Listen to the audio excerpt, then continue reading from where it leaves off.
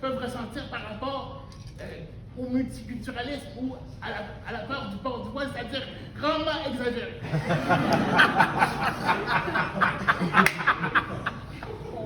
Parfait, je me demandais si tout le monde allait rire. En fait, c'était une de mes plus grandes préoccupations. L'un de mes jokes, parce que entre mes jokes, j'essaie d'être sérieux. Donc oui, pour parler de diversité, je pense qu'en 2021, on n'a jamais autant parlé de diversité. Beaucoup de chroniqueurs ont fait leur chou gras de la diversité. Mais honnêtement, la vraie question, c'est de se demander est-ce qu'on en a parlé assez? La réponse c'est non. La réponse c'est non, puis en plus, on a récemment la démonstration que discuter de la diversité, ce n'est pas juste un enjeu de fioriture. Prenons par exemple ce qui vient tout juste d'arriver. Des jeunes à Québec ont été sauvagement, disons-le, interpellés par la police de Québec sans aucune raison apparente, selon les faits qu'on a actuellement. Ils ont été traités avec ce que moi, personnellement, c'est mon avis personnel, ils ont été traités avec ce que moi j'appellerais le plus grand mépris possible en la dignité humaine puis le respect des droits fondamentaux. Et puis hier, je prends la peine de le spécifier parce que ça m'a frappé, puis honnêtement, ça m'a fait tomber en bas de ma chaise. Et puis mes collègues, mes amis ici, pourront vous dire que me faire tomber en bas de ma chaise, c'est quelque chose d'assez particulier. Donc, pour revenir à mon sérieux, c'est-à-dire que hier, à Radio-Canada, c'est une télé d'État qui est supposée viser le respect des droits de tout le monde et l'inclusion, une représentante de la fraternité des policiers de la Ville de Québec a dit ceci, et je cite textuellement. Oh, vous savez, je ne pense pas que les actions des forces constabulaires des policiers sur ce dossier-là étaient une question de profilage racial, puisque le policier qui a procédé à l'interpellation est autochtone. Ce qui me mène à ma seconde question. Est-ce que la diversité est uniquement... Est-ce que le fait d'avoir une personne autochtone ou une personne de couleur dans les institutions publiques est un gage comme quoi nous prenons la diversité comme un élément important? La réponse, encore une fois, c'est non. Malheureusement, j'aime pas ça vous dire non, mais c'est la vérité.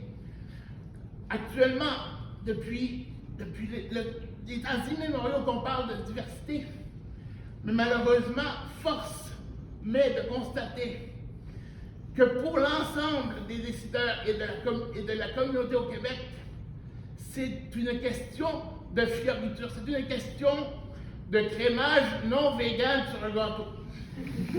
C'est-à-dire, c'est seulement pour faire beau. C'est une façon de se dédouaner par rapport aux échecs du système, non seulement de justice, mais du système québécois en général, qui est censé, selon ses valeurs fondamentales, favoriser l'inclusion sociale et le respect de la diversité. Et puis moi, je parle par expérience, je peux vous assurer que lorsqu'on parle de diversité pour les personnes en situation d'handicap, nous sommes bien plus souvent qu'autrement relégués au etc. Actuellement, la société a évolué à ce point où est-ce que le discours ne pourrait plus être « Ah, voici un noir, voici un gay, voici une personne, un transgenre ou quoi ». Toujours est-il que le mot « personne » est toujours associé au qualificatif de cette personne-là, sans dire que c'est ce qui le caractérise le plus souvent possible. Alors qu'il n'en est pas du tout la même question lorsqu'on parle des personnes handicapées. C'est-à-dire que souvent, dans le discours global de la société, nous sommes seulement caractérisés par notre état. Ceci dit, est-ce que ça veut dire qu'il n'y a pas de moyen de changer la donne? Je ne pense pas. Vous avez tous et toutes ici un rôle important à venir et actuel, non seulement de favoriser l'accès à la justice pour tous, mais aussi la défense des causes des gens qui sont les plus exclus possibles. Et non seulement des gens qui profitent du Paradise Paper ou de toutes les choses qui gangrènent actuellement notre système économique. Et moi, je ne sais pas combien de temps il me reste encore là. T'as le temps. Et moi, je voudrais vous dire une chose. Le Québec est une société moderne. On s'enorgueillit de dire, nous enorgueillissons de tous les progrès faits en matière de justice. Mais honnêtement, je pense qu'on est en retard. Puis même, on est, je pense, dans un arc des relents de duplessisme. Puisque le gouvernement actuel utilise, à mon avis, encore trop souvent les questions de clauses dérogatoires pour discriminer des personnes qui veulent servir la population. Je parle entre autres des enseignants, des personnes en centre de la petite enfance. Encore une fois, pour la peur de l'homme de paille. C'est la question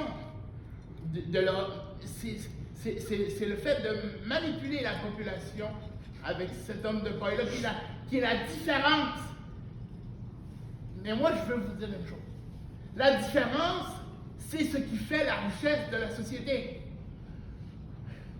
À mon humble avis, n'importe quelle personne, et moi inclus malheureusement, n'importe quelle personne ayant à cœur le bien-être de l'ensemble de la population devrait être capable de la servir avec le moins d'embûches possible à la hauteur de ses capacités.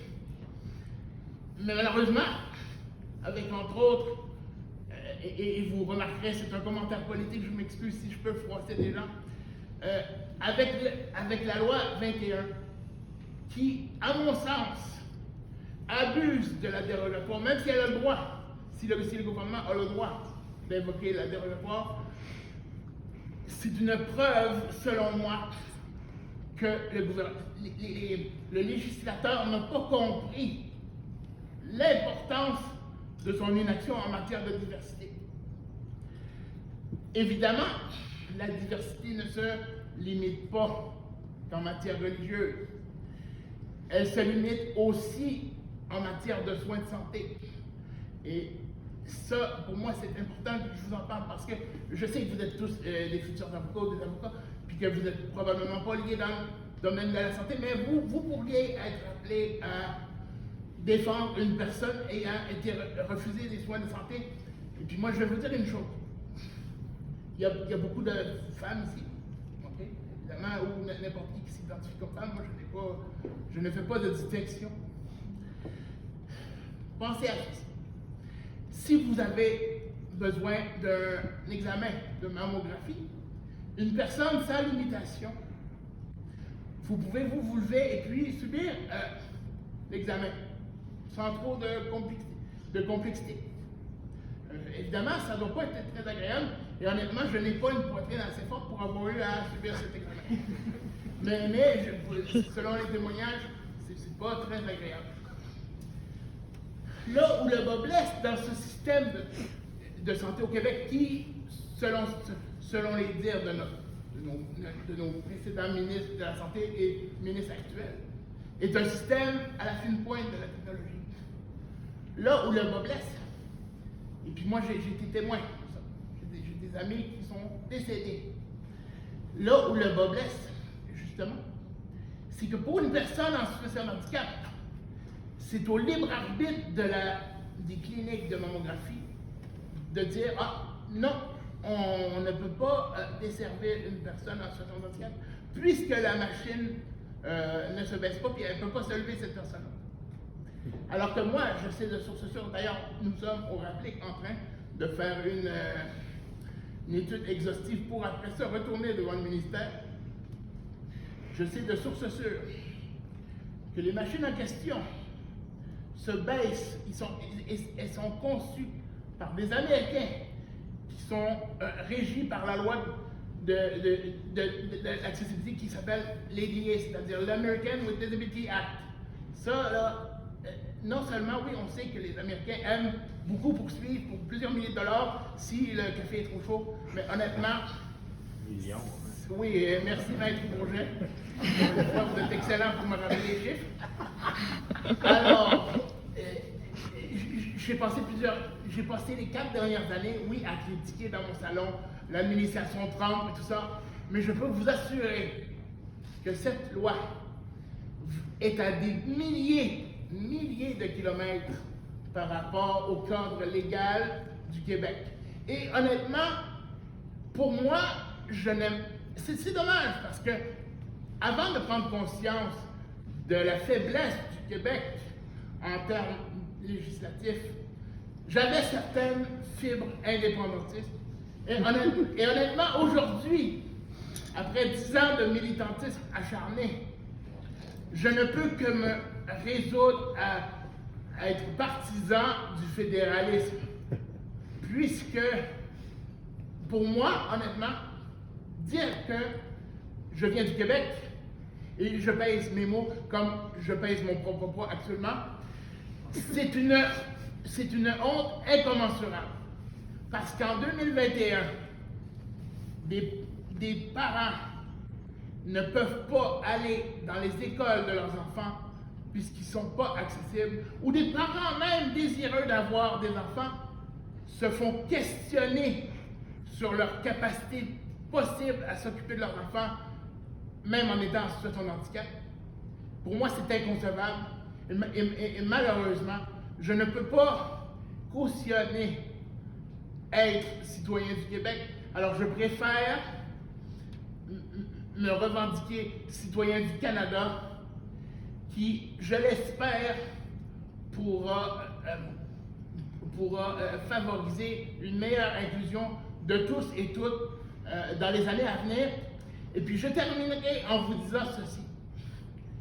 Comme je l'ai dit tout à l'heure, vous avez tous et toutes un rôle à jouer dans l'inclusion et la diversité. Et puis moi, je pense qu'il est plus que temps, pour citer un célèbre ex-premier ministre canadien, à propos du lac Meech, c'est de ramener le Québec dans le giron de la diversité et l'inclusion réelle, dans l'honneur et l'enthousiasme.